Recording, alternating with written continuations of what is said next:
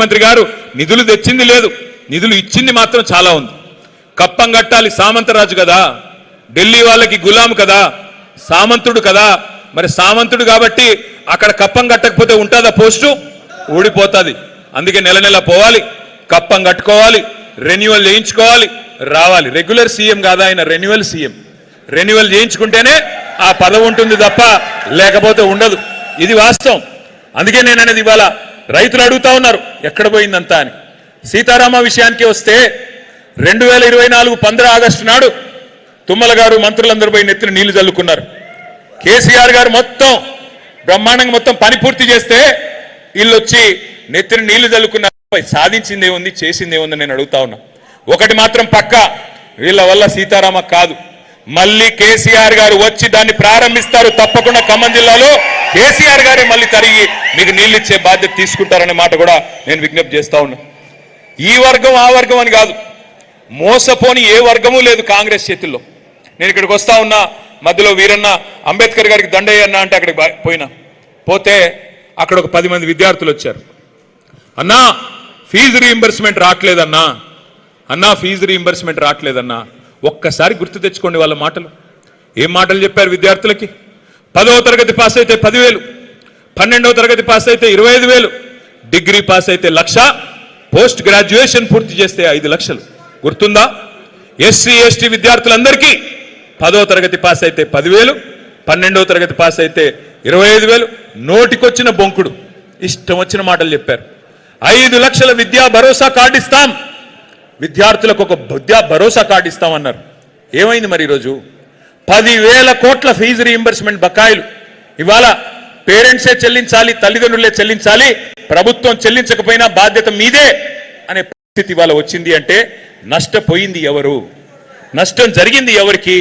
దయచేసి ఆలోచించండి విద్యార్థులారా, విద్యార్థుల తల్లిదండ్రులారా ఆలోచించండి.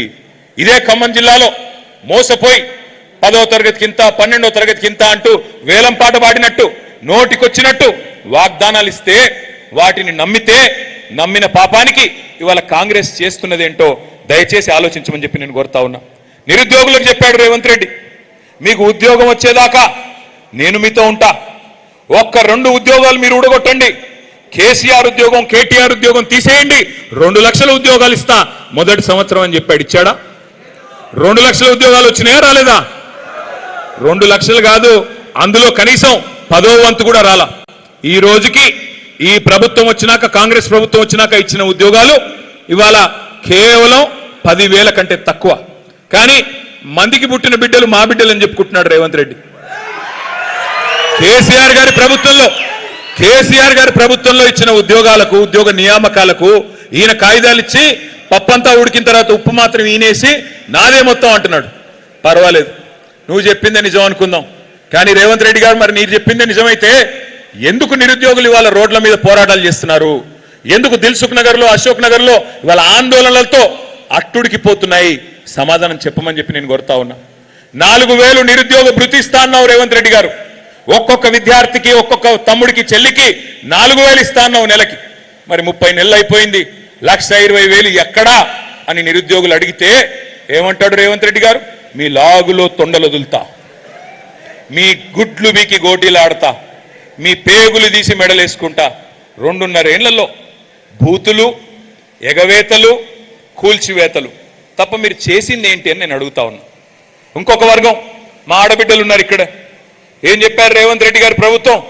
పార్టీ ఆనాడు అత్తకి 4,000, కోడలికి 2,500, నెలకి 2,500 ఇస్తా అన్నాడా లేదా? వచ్చేసినాయి అందరికీ. ఇక మా బట్టి విక్రమార్క గారు అయితే కమల్ హాసన్ ని మించిన యాక్టింగ్ చేశాడు. ఆయన కమల్ హాసన్ గారిని మరిపించాడు. కమల్ హాసన్ సరిపోడు, ఇంకా పెద్ద యాక్టర్లు ఎవరు సరిపోరు. ఎంత యాక్టింగ్! అబ్బాబ్బాబ్బా, గుర్తుందా?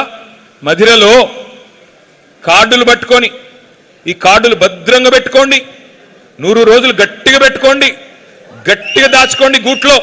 101వ రోజు మా కాంగ్రెస్ కార్యకర్తలు వస్తారు, వచ్చి ఆ కార్డులు తీసుకుని మీ ఒక్కొక్క కుటుంబానికి 2.5 లక్షల రూపాయలు సంవత్సరానికి ఇచ్చే బాధ్యత మాది అని ఆయన నమ్మమేమో అని చెప్పి తీసుకెళ్లి మళ్ళీ బాండ్ పేపర్ మీద రాసి దేవుడి కాడ పెట్టి దండం పెట్టిన నాయకుడు బట్టి విక్రమార్క గారు.